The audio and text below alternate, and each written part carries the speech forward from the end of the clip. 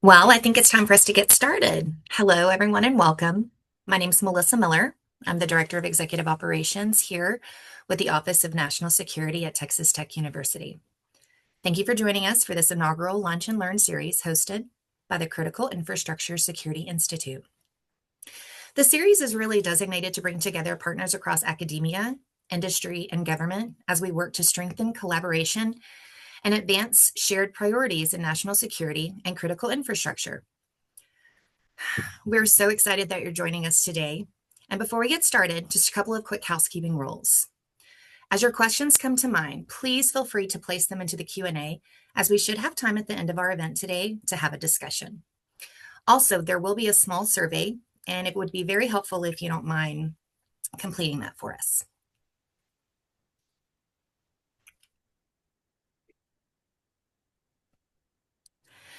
Before we begin today's session, I'd like to take just a couple of minutes to share a brief overview of our institute. The Critical Infrastructure Security Institute was established in August of 2024.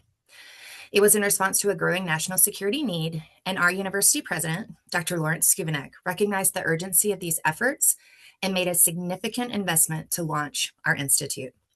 On the screen, you'll see the full range of CISA critical infrastructure sectors currently being addressed across Texas Tech University. Within our specific institute, our primary focus areas are telecommunication, defense, and energy, though we work very strongly with some additional colleges that do water and agriculture. In April of 2025, House Bill 5092 introduced significant changes to the Reese Technology Center in partnership with Texas Tech University. Today, this former U.S. Air Force base, located just 10 miles west of TTU's main campus, is known as the Reese National Security Complex. One of its major advantages is the private airfield, which includes 2 active runways and is designated as a federal restricted airspace, also known as a FRIA, which Dr. Connor will actually cover in a little while. The Global Laboratory for Energy Asset Management and Manufacturing, or also known as GLEAM, was created through a Texas state-supported project in partnership with Texas Tech University and private industry. It serves as a testing and research space for new electrical grid technologies. GLEAM's mission is to support research, government agencies, and national labs to help solve real-world energy challenges. Some of its key areas of focus are training in cyber physical system security, of course, workforce development, and it also houses an NSF microdata center for adaptive energy, which supports research on more resilient and effective energy systems. It is my pleasure to introduce our guest speaker today, Dr. Brenda Connor. She is a nationally recognized expert in telecommunications and network resilience. Dr. Connor brings more than 30 years of experience in leading technology modernization, especially in secure, mission-critical 5G and next-generation telecom and IT systems. Her work spans cellular network cybersecurity, infrastructure resilience, and secure communications for critical infrastructure. She brings deep knowledge of cybersecurity frameworks such as NIST, Defense in Depth, Zero Trusted Architecture, and the NIST Cybersecurity Framework. We're grateful to have her with us today, and we look forward to learning from her experience. But before I begin, I do have one question that I'm really hoping she's going to be able to help us understand. How do cows actually communicate? With that, please join me in welcoming Dr. Brenda Connor. Thank you. Thank you, Melissa, for that glowing introduction. And what I'd like to say first is that we are broadcasting here live from the Reese National Security Complex that Melissa highlighted. It's a beautiful day in Lubbock, Texas. The sun is shining, and it's March 4th, 2026, and I can't believe it's already, the heat is already here. So it's a funny story funny you should ask about how do cows telecommunicate. I had forgotten all about the funny story that precipitated the naming of this session as how do cows telecommunicate. And I'd like to tell you that humorous story, and I hope you find it as funny as I do. But let me set the stage a little bit before I get to that story. So when about a year and a little over a year ago, when I was considering joining Texas Tech, I said I'm really only interested in coming if we have an alignment in what I would like to do and what you would like to do, right? We need to have a match. And so my passion is in critical infrastructure security and operational efficiency, enabled by private cellular networks. We were tracking. And I said, I'd really like to accelerate integrated sensing and communications in remote rural environments and SCADA automations, and also would like to use AI-enabled use cases that are reusable and have dual use relevance for both critical infrastructure operators and the Department of Defense, Department of War now. And we were tracking. And then I said, and specifically, I want to bring in a cow that can dome the critical infrastructure and do object detection and tracking. And there I had to stop mid-thought because the look on my colleagues' faces was just like, what did I say? And so when you think about the most Texans, when you say the word cow, they're thinking about these beautiful Texas Longhorn cattle. And so if you think about the cow, and then when I started talking about doming the critical infrastructure, they thought about cows flying. And, there's that adage if cows could fly, and in some regions they say if pigs could fly. But it's an absurd visualization, which is indicative of whatever you're talking about is just so unrealistic. It's not viable. You're crazy. And so I was saying if cows could dome critical infrastructure, they just thought I was completely off my rocker. So, but what I was really talking about, and I thought that was funny, and I had forgotten all about that incident until they said I really want to call this session "How Do COWs Telecommunicate?" So I haven't gotten rid of that crazy. They think I'm a crazy lady. So this is the cow I had in mind: a cell on wheels, a cell on wheels, and a cow is not a new thing. It's not a new thing. It's used today for things like disaster recovery, for temporary communications, for supplementing the communications that are there, and they come in different sizes. This one's a mini cow. This one's a mini cow. And so uh, when we talk about this cow, we were talking about what's special about this cow. So what's special about it is that we want it to have integrated sensing and communications capability. So you say, well, what is that? What is ISAC? What are we really talking about here? So communications, cellular communications, everybody knows what that is. As a matter of fact, we don't even notice the cellular towers as we drive past them because they're just a part of life. So you have a tower, you have a radio on top of that tower, and it is transmitting a signal that your device receives. And then your device decodes that message and it interprets it, does something with it, and then it transmits a message back that then gets received at that tower, at that radio.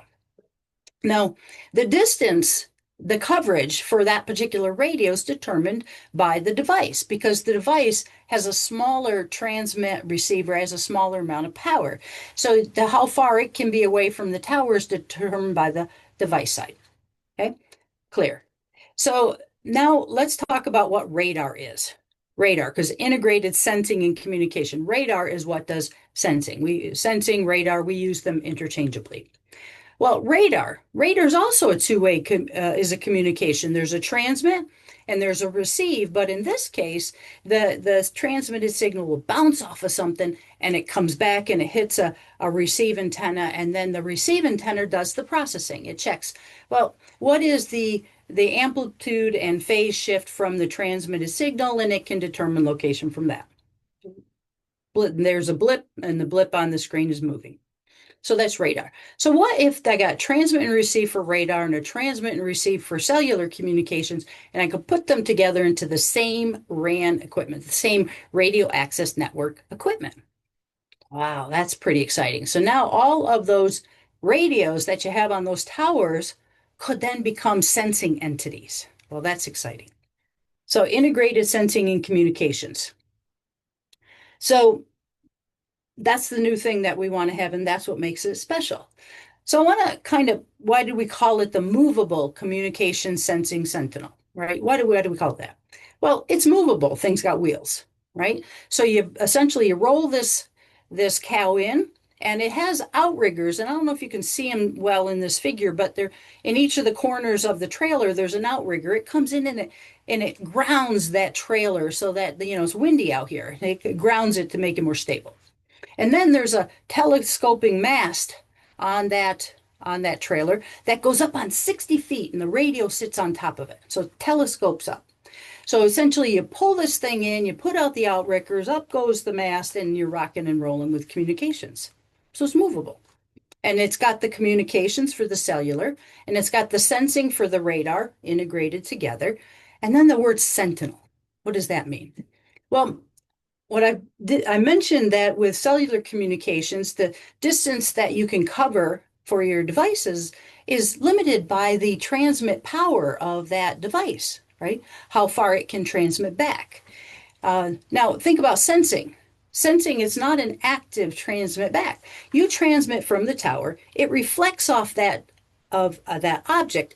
The receiver catches that reflected signal. It's not power boosted. So the objects you can detect are not as far away from the antenna as the devices you can talk to, right? So keep that in mind as we walk through our examples, right? So integrated sensing and communications, and it's a sentinel. So on top of that, the word sentinel, on top of that antenna where it's doing the sensing, and it's detecting object detection and tracking. So and think about an oil field, there's nothing going on. So if there's an object detected and moving inside of a remote place like an oil field, what is it? What is it? It shouldn't be there. Maybe it shouldn't be there. And so the sentinel is that this radio, who's already active from the communications perspective, is now able to detect there's an object that's moving. It's a sentinel. And if it detects something, then we can bring other entities to bear to help us to categorize what's been sensed. Categorize what's been sent. So let me just pull that back to this cow. So what's also on this cow, on the back side of it, there's an enclosure. It's a rectangular entity on the back. It's an enclosure. Inside of that enclosure is the RAN gear. It's got what some people would call a CUD, or a central unit, a distributed unit. It works in concert with that radio on top of the mast in order to do the processing of the transmit and receive signals. So that particular enclosure is where that sensing is happening. So what I'd like to, now giving you that background, I'd like to kind of take you over what kind of some use cases of what you might do with this particular cow in a remote environment and critical infrastructure. So let me take you there. So great you have one, but why do I need it and what would I do with it? So I have three critical infrastructure sector examples here. On the left, we have oil and gas, and we're talking about an oil field where in the oil field, a big problem in the oil, at least in the Permian Basin here, is theft. And as a matter of fact, you may have been aware of Governor Abbott here in Texas passed some legislation back in June of 24 to create a task force to deal with the billion-dollar problem in the Permian Basin, right? It's a big deal. So if you could detect that there are vehicles where there oughtn't to be vehicles, for example, that's a big deal. So object detection and tracking has and ISAC in particular has an obvious role to play in this for this industry. If I take us over to the right-hand side, and that is the Gleam, a picture of the Gleam building that Melissa mentioned earlier. And inside of that building, by the way, it's not only a microgrid, but also a micro data center. And of course, there's a lot of interest in drone detection and tracking. So if you can use that same cellular infrastructure, the ISAC, to also sense that there are objects moving that are drones, that's value. There's a lot of value there for situational awareness. And then what you do with that information, well, that's something we'll touch on a little bit a little bit later. But the idea of being able to sort of dome that critical infrastructure and look for object detection and tracking, super relevant in a micro data center, micro grid scenario as we look to say, how can we move compute closer to where it needs to be and in remote rural areas? Okay, super interesting. But then in the center, back to cattle. I mean, we just love farming here and ranching in Texas. So in the middle there, I'm showing the food and agriculture critical infrastructure sector. And there, theft and biosecurity are a big issue. And you say, how does ISAC have a role there? Well, I'm gonna use two slides from now, and I want to give a specific example on that. So talking about things at the high level is one thing, but what am I really talking about here? So I'm going to go through two of these examples in more depth. So let's go back to oil and gas example. This is the Permian Basin on the left-hand side. And in the blue is the Permian Basin, covers the Permian Basin. It's about an 86,000 square mile region in West Texas and part of New Mexico. And Lubbock, Texas, where we're sitting and broadcasting live from, it is in the upper right-hand corner, or the northeast corner of the Permian Basin. And there, out in the middle of nowhere, and some of you have watched Landman. I like that series, Landman, right? And of course, it's Hollywood, so it's not really all real, but you can get a sense of the remoteness of the area. And there aren't humans typically out there, right? You can at least see it. You get appreciation for the terrain. So a big problem out there is well, you have limited public network coverage because you have limited people, limited people. Theft is a big problem, and we talked about on the previous slide. Sabotage is a concern, and sabotage is a concern. We see things happening geopolitically right now, so I don't have to want to say more about that. But it's not a matter of if we're going to see incidents in the U.S. It's a matter of when, right? So sabotage is a concern and top of mind for many of the stakeholders that we talk with. And then lastly on this slide, I've got the operational efficiency in oil and gas. Operational efficiency, and that involves things like if I can use that SCADA automation in order to maximize my production, reduce my costs, and enhance my worker safety. If I have connectivity where I didn't have connectivity from before, then I can be more efficient in the orchestration of where my workforce is and worker safety. If something happens, they're able to communicate back and get the help they need as quickly as they can. But I have a question for you. So what comes first when you're in an oil field and you're drilling? What comes first? Drilling or building communication towers? Drilling or building communication towers? Well, drill, baby, drill, of course, right? Drill, baby, drill. So the first thing you do is drill out in an oil field because you don't know if the oil well is going to hit, right? We hope it does every time, right? We'd like 100%, but I don't know if that's because we get closer and closer to that with new technology, but you don't know. So that what comes first is the drilling. So, and when you're drilling, then you have a lot of gear that's being assembled and used and is easy to steal, right? So if you can bring in one of these cows, drone that critical infrastructure, you can communicate with the folks that are drilling live. So workforce efficiency and safety, check. Then you've got the SCADA automations. You could also then have your AI-enabled data centers interacting with that drilling site in order to improve the efficiency of the drilling operations. Good, check, operational efficiency. And then the doming of the critical infrastructure. Now, it's not like they don't know whether theft is a problem, and there's often a security guard that's out there, right? A security guard that's out there. So you got a guy out there. Well, if with this doming of the critical infrastructure, you see there are 3 vehicles coming hot and heavy towards that guy, what should you do?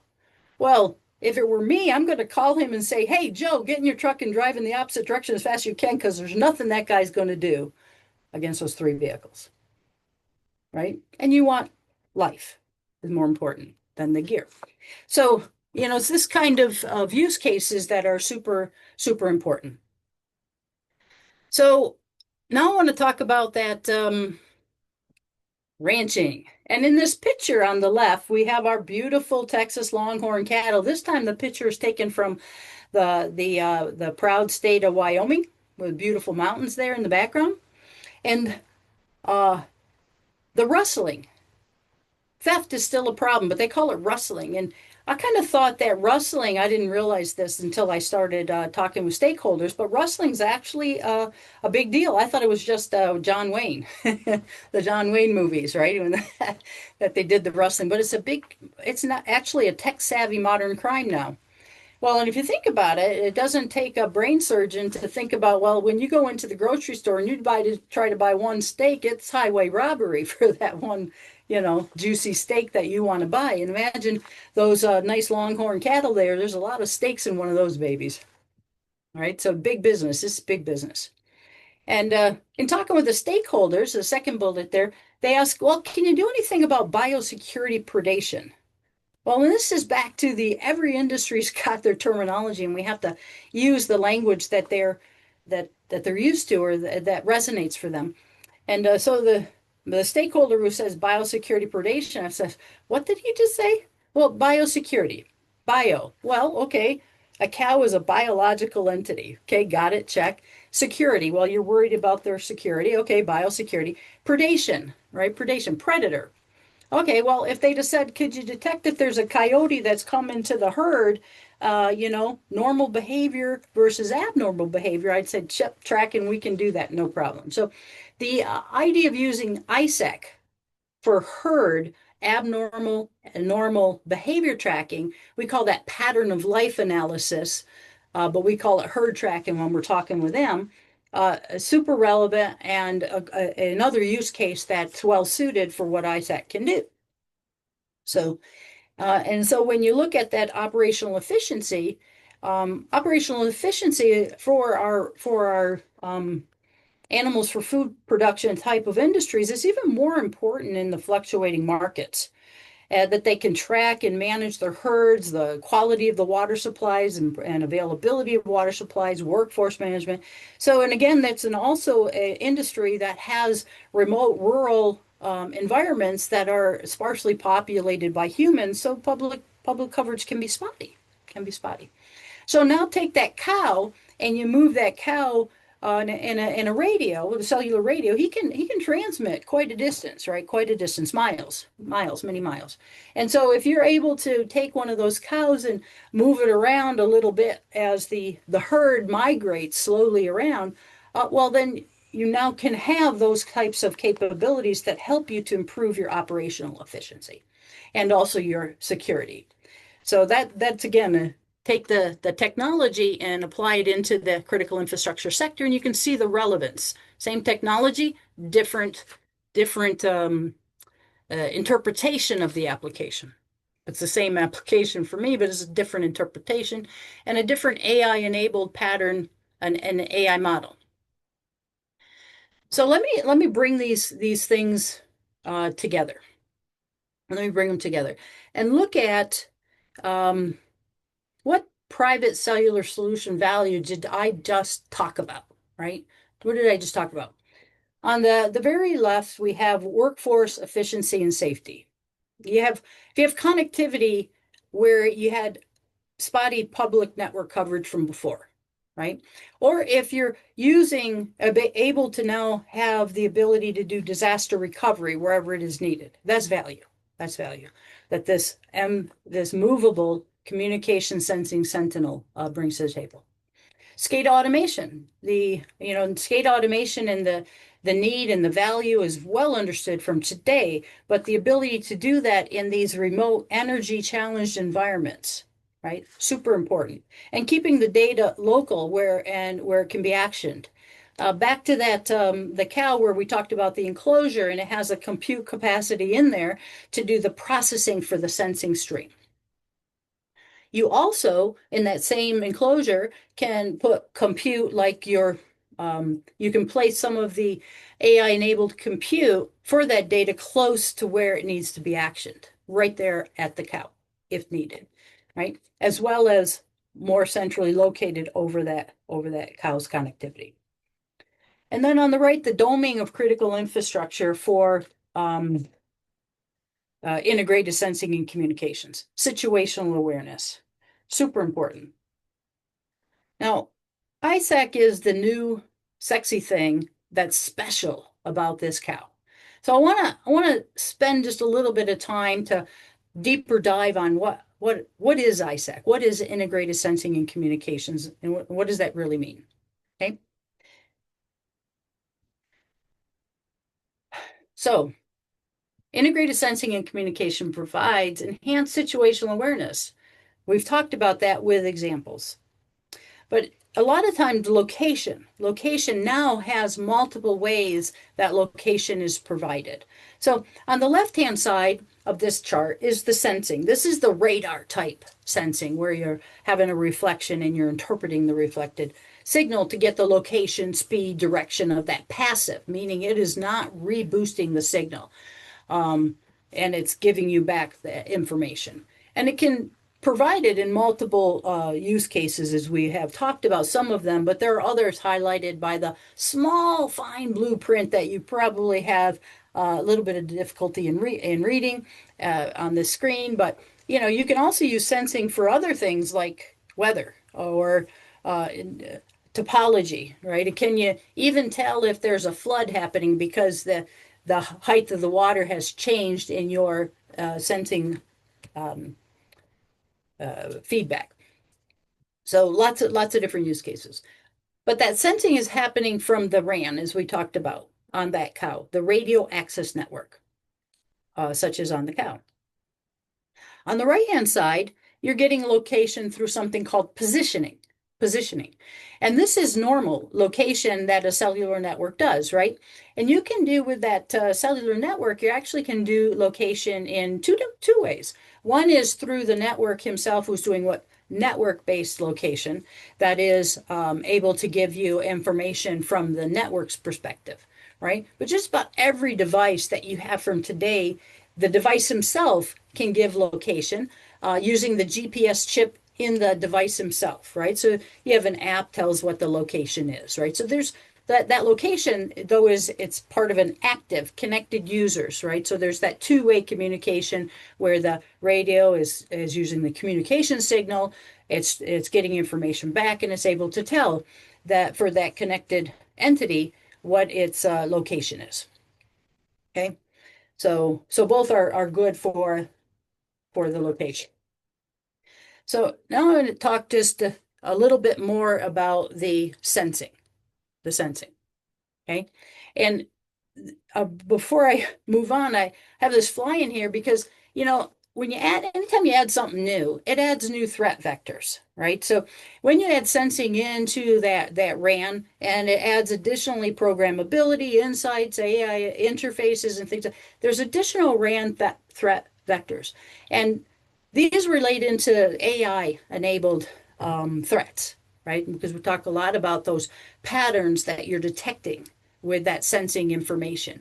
And so we're going to come back to RAN threat vectors when we circle back to, threats later on in our series at some point in time. I'm not sure when it's scheduled, but I'm not going to cover that more today. But you have to be mindful of anytime you do something that's a step forward, well, there's also the security and privacy aspects that you have to be care about. And I forgot to mention that when I was looking at talking about the cows, is that the pattern of life, that you have with those cows, think about that pattern of life. If I can detect a herd, right? If I can monitor a herd and I have an AI enabled, when you hear the word pattern, what is AI? AI is, well, simply put, pattern recognition, right? AI, pattern recognition, they're tied together. So if I can have an AI model that represents normal and abnormal behavior of a herd, normal and abnormal behavior of a herd, and I have a reusable AI model that I could tune that model, and then I could reuse it for crowd normal abnormal behavior or troop normal abnormal behavior. You see, so you're able to advance the basics. You probably have to add a little bit more on top of it for the crowds and for the troops and such like that, but it gets you part of the way there. Gets you part of the way there. And when you're tracking doing these pattern of life analysis use cases with the herds, little Betsy cow there, that longhorn cattle, she doesn't complain that you're tracking her, right? But when you start to talk about humans, like herds and or crowds and troops and such as humans, then privacy is a big deal.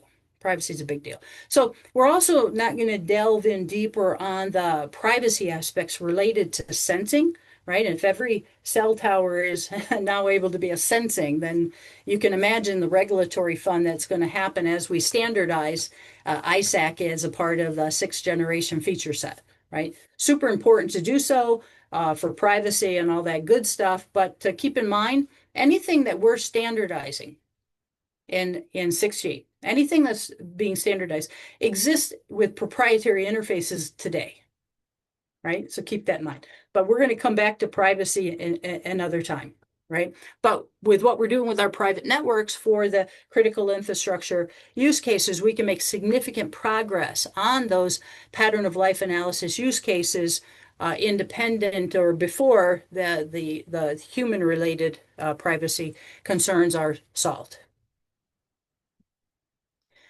So I want to now delve a little bit more on the sensing technology. And there's some topology here and how does it work. And what you see here is monostatic on the left. And the monostatic means that the same transmit and receive are right next to each other. So the transmit and the receive happen in the same place, right? Happen in the same place. So this is what traditional radar does today. But I want to kind of put it in the context of communication signals because we're adding the radar into the communication signal. So how does that communication signal work from a monostatic perspective? So from a monostatic perspective, an example is time division multiplexing, TDD signals, right? So that means is that there's a symbol. And that symbol is either going to be transmitting or receiving depending on that instant in time, right? So it's either transmitting or receiving at any particular instant in time. So what you see in the graphic there is if you're transmitting and that reflection comes back before you finish transmitting, you can get something called self-interference. And that can happen if the reflection's coming very close to where it was transmitted, okay? Because the time it takes to reflect back, okay? And those signals go very fast. Speed of light, as a matter of fact. All right, so you've got this, or speed of sound. They go fast, a monostatic. Okay, now on the bistatic helps with that avoidance of self-interference because now you're going to receive that signal at a different antenna than it's being transmitted, as you see in the picture there. Now, think about the reflection. If I've transmitted a signal, some of the reflections are going to come right back at me, monostatic, and others are going to kind of shear off a little bit, right? When you hit a signal into something, it can kind of go to the side at an angle, right? So the receive antenna would then be catching that angled reflection. And the good news about that is not only does it avoid that self-interference, but it gives a different view on that particular object. Okay. So when you take those different views on the objects and you can put that together, I've got a blip and a blip is moving, and I can look at it from different angles, it helps me to identify the pattern of that object so I can tell what it is. Is it a vehicle or is it a drone, for example? Okay, so what's an example of an indicator pattern that you would look for to determine if it's a vehicle or it's a drone? Well, if it's got a Z axis, if it's up in the sky, X, Y, Z, if it's vertically above the ground, it's probably not a flying vehicle. It's probably an airborne entity of some sort, you see. So pattern recognition, that's all we're talking about there. So we talked about the transmit, the receive, and this sort of thing, but the thing I'm super, super passionate about when it comes to ISAC is that ISAC sensing data stream, and how do we open that up so that we can accelerate the time to value for critical infrastructure operators? So let's talk about that open ISAC interface. So I got a very simple graphic there. You've got your radios on top of the tower, transmit, receive. And then you're going to sort of create that sensing data set by processing that received signal. And in the case of sensing, you're looking at, technically, is the received signal got a different amplitude or phase than the transmitted signal? And then quarter radar processing is radar processing, and you come up with your answer. Now that I've got a blip and the blip is moving, that's what your interface one sensing data set is in this graphic. But then you want to interpret that, right? I want to interpret that that's blip and the blip is moving to classify it. Is it like a vehicle or a drone? Is it a vehicle? I'm going to classify it. I don't say I'm identifying it because I don't know it's Melissa's vehicle versus Brenda's vehicle, but is it a vehicle, right? So I want to categorize it. And so that sensing processed result, that categorization, there's another interface that you have on that because I might want to feed that categorized entity that it's a vehicle versus a drone northbound to a more comprehensive situational awareness application. More comprehensive. So I have two different APIs that need to be standardized. See what I'm saying? So this is something that I'm super interested in and working at so that we can accelerate value. And what do I mean by that? Let's look at that sensing data set interface. The sensing data set is created by the RAN, the radio access network, right? It's the processing. And we even visibly looked at that on the cow. So it's going to create that I got a blip and the blip is moving. The black processing on the right-hand side, well, that's an AI processing. It is happening. So we're going to see an example in telecom for that sensing process result might be fed through, say, an XApp or an RF interface. Don't worry if you don't know what that means. Those are standardized interfaces in telecom, but it's an example of where you could potentially get those type of sensing process results. So the telecom sector, they're going to be creating sensing process results for, is it a drone? Is it a vehicle? Is it something else? They're going to be doing that. Okay. In addition to that, and that's great. In addition to that, going back to interface one, there are a lot of existing radar applications out there. And those radar applications currently use purpose-built radar today. Purpose-built radar. So what if that, and you're not going to replace that purpose-built radar with ISAC, but can you extend the range or the distance beyond what that purpose-built radar can see? Right? So if I have this purpose-built radar that's protecting, say, an area, and I can now get a feed from the cellular network, from the API that feeds in and says there's a blip and a blip that is moving and is fed into that radar application, it can give them some insight that they didn't have from before, right? They could even bring more of their assets to bear to help categorize that blip faster. You see, for the threat identification most important for that particular radar, or for the type of use case that that radar is most interested in. And so that same sensing data set,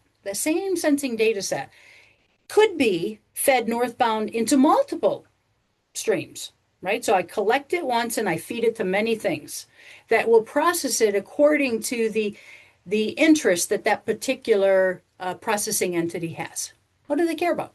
Do I care about the weather? Do I care about the vehicle versus drone? Do I looking at the herds? Same sensing stream can be interpreted in many ways. Clear? Okay. So it's super exciting, and I hope you come and see us in action sometime because we just really are very excited about this.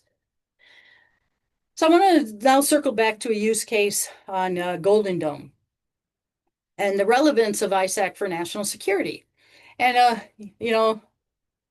I put this in here before the recent geopolitical situation has surfaced, but it's super important for consideration. Texas Tech was very proud and happy to have been one of the qualified awardees for the Golden Dome Initiative. It's called a, there's always terminology, right? It's a, it's a SHIELD IDIQ, indefinite duration, indefinite quantity, right? A type of a thing. And we work with our partners um, on that, on those responses.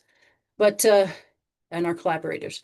But Golden Dome, it has got four layers. It's got the space layer, the upper layer, the under layer, and the limited area defense, right? And limited area defense um, is where Texas Tech is focused and participating. This is where you're in the like the drone detection and tracking area. So ISAC has a role in this space, right? And we've talked about lots of use cases and things we're doing that have dual use relevance for the DoD. And so we're able to take what we were doing anyhow and purpose those reusable AI models for the sorts of capabilities that are relevant for the Golden Dome mission.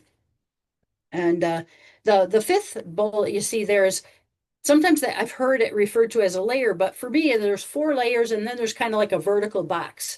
And that vertical box is the kind of common operating picture, and it's trying to take the data available at each of the layer and put it into a common picture, interpreting what they're seeing. So if you go back to that previous pit graphic that I had where I talked about there being a northbound interface two, where you want to feed a situational awareness entity, this is an example that common operating picture, that domain awareness is an example of what you might feed northbound into, right? Where it's looking at not only your limited area defense, but the other layers to try to get a bigger picture view, right?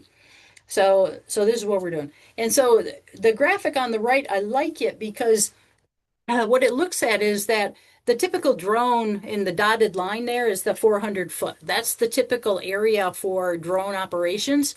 And we're focused here at Reese National Security Complex, where, as Melissa pointed out, we have two active runways in AFRIA, which is an FAA recognized identification area for drone operations. We work with some collaborators like Matador UAS, and they have these 8 foot fixed wing drones that they use for in our case with Texas Tech Health Sciences Center. They're doing remote hospitals, remote medical centers, and so they use those 8 foot wide drones that can go 100 miles and they go like I don't know hundreds of kilometers an hour or something. They're very fast. They have a payload, and that payload will carry things like blood, medicines to those remote hospitals, and of course that is very appreciated because it can have health saving, life saving capabilities. They're also used for disaster recovery scenarios, and they can drop payloads, so I'll let you use your imagination. So we're collaborating with them on the detection of those type of drones that can go very fast and are fixed wing and have payloads.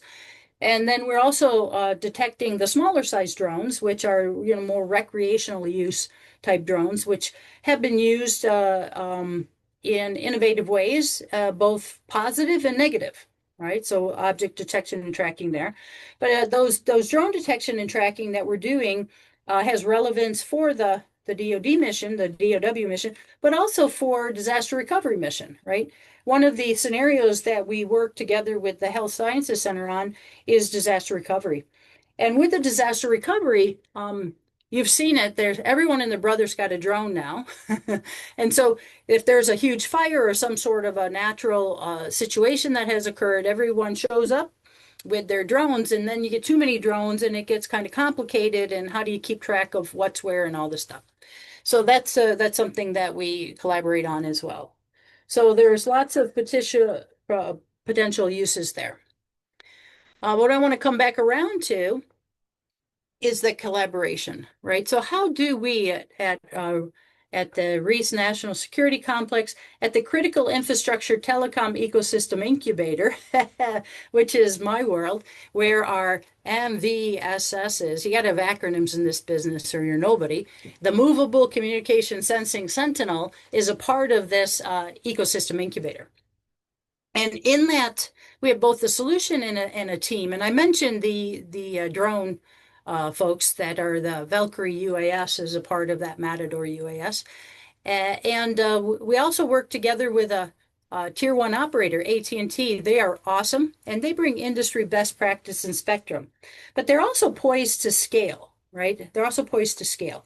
So we spend a lot of time, and that's this last bullet down here, looking at how can we put together a solution that accelerates the value for critical infrastructure operators, recognizing that people don't just spend money for security. They don't, right? Think about even in cities where there's heavy crime, and you say, there's a business that has had theft multiple times broken into, and they still don't have security cameras, right? Because they got to have the business case to be able to do it, right? So when you look at the business case for being able to put this value into critical infrastructure operators' hands, right? They've got the workforce automation and safety, right? That reduces cost to the bottom line. You've got the SCADA automation where you didn't have maybe connectivity from before. Again, operational efficiency is another way of saying lowering the cost to your bottom line. And then you've got the theft reduction and this sort of thing. If you can not spend money on your losses, you're improving your bottom line. So if you take those three kind of areas and you combine them together of bottom line savings, that bottom line savings is budget that now can be repurposed to this system. You understand? So this is top of mind for us because we don't want to just innovate a technology. We want to accelerate business value for the critical infrastructure operator in remote rural with dual use relevance for the DoD. And I should mention that we also have you can't do ISAC without that RAN. And so AT&T and Nokia Federal Solutions are a part of that collaboration team that we're working together to accelerate this value, right? And so if you think about the mission, the enabling critical infrastructure security and operational efficiency that we've talked a lot about today, my passion, my mission, it's aligned completely with the critical infrastructure security mission that you see here. And of course, I'm an example of that. Another example of this mission relevance is with what Gleam is doing. And you're going to hear more from Melissa about the next session where my colleague will dive into that. But this is what our mission is here. This is what the collaboration that we do here is all about. And well, we are super interested in working with other collaborators. So, Melissa, back to you. Dr. Connor, thank you so much for sharing your expertise and for helping us better understand the role telecommunication plays in strengthening critical infrastructure resilience and supporting national security. We have a couple minutes left, and so I actually wanted to ask you a question. Can you Okay, give I'm us ready. a little information on how your cows can impact the general critical infrastructure community? How they can you say that word again? Yeah, impact the Impact. general. Yes, Okay, ma'am. all right. Well, thank you. So we went through, thank you for the question. How do these cows, and I'll call them the movable communication sensing sentinels, impact critical infrastructure sectors? So well, we went through some use cases on that, but I'll just reiterate. Think about remote rural, energy challenged, um, may not have may have spotty public network coverage, but you have need, right? And you have problems, you have challenges. And we looked at the challenges on the bullets on the right-hand side for oil and gas, for the animals for food production, the holistic challenges that they have. And so when we talk about the cows, we're really talking about what can a cellular network that is looking at that triple bottom line impact, the triple bottom line. I got my workforce efficiency, right? That lowered my costs. I got my and safety. I've got my SCADA automations, right, which lowered my costs, and my ISAC, my sensing type capabilities, which help my situational alerts, theft reduction, and threat reduction, right? Because those impact the cost and, of course, also safety. And so that's a triple bottom line impact for critical infrastructure. And the real challenge there is translating that value into the vernacular, into the terminology for that particular industry so they can understand how that value helps them, right? So if you were to ask an oil and gas executive, right, what a cow could do for them, they may not have understood everything that we talked about here from today on the surface, right? On the surface, because they understand their interaction with cellular for their personal use, right? But what we talked about was a very different perspective. Well, not a very different, but a more comprehensive perspective that looked at the various angles that this communication can bring to them, right? And then when we talked about the animals for food production, they had a different set of language that was used, but the underlying technology was exactly the same. So when you then go and talk about water, wastewater type of critical infrastructure, well, everything we talked about is relevant for them as well, right? But we need to cast it in a scenario, that resonates, right? In a scenario that resonates. So I think it's super relevant. That triple bottom line impact helps to fund their ability to get this accelerated value, and we're all about that. Thank you for the question. Yes, ma'am. Well, at this time, we are excited to end our first series. Thank you to everyone who joined today's session. We hope you found this discussion informative and valuable. As part of our ongoing Lunch and Learn series, we are pleased to share that our next session will take place in June and will feature Dr. Argenis Bilbao, who will present on microgrids and data centers. We hope that you'll join us again, and we appreciate your continued engagement with the CISI community. For more information about the Critical Infrastructure Security Institute, we encourage you to reach out to the TTU website. You can find us specifically at depts.ttu.edu/CISI. Here you can also sign up for our newsletters, and if you have additional questions, comments, or concerns, please feel free to reach out to us at cisi@ttu.edu. And please don't forget to complete the survey at the end. It'll help us formulate our additional series. Have a wonderful afternoon, and thank you so much for joining us today. Bye-bye.